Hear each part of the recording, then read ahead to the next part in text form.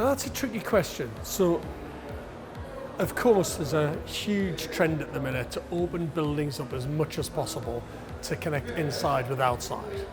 But it depends how you live, what your taste and styles are, and where you live. There's no point in opening up the back of a building and putting loads of glass in if you're looking over the M25. Certainly not after the traffic jam I was in this morning. But you know what I mean? I think it's about opening a building up in the places and spaces where it really works and it really makes a difference. So for example, you might not put lots of glass on the outside of the building if you haven't got the best views in the world. But if I've designed a space that's got a lovely internal courtyard and it's about looking into little garden spaces you've got within your house, that's where you want to open up.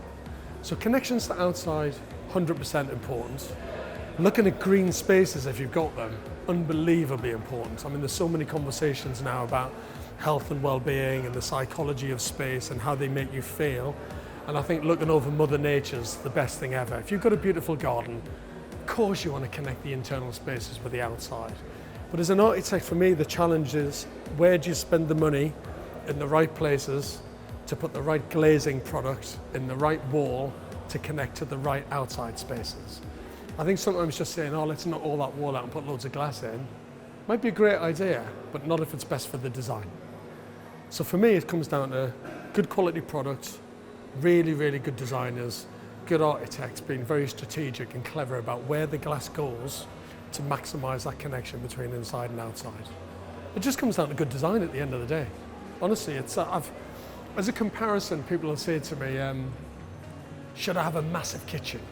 Big kitchen with a big island unit. It's like the dream thing. I'm like, well, let me have a look at the house first. Let's think about how you live and let's work out whether you need something that's huge or not, actually.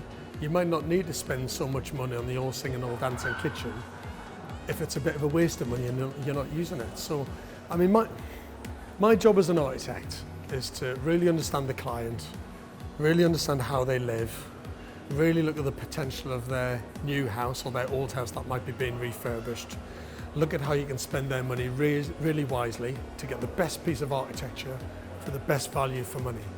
And that for me is all about creative thinking and good design. And a good designer for me gets the right product in the right place, having the right effect to make it a beautiful home.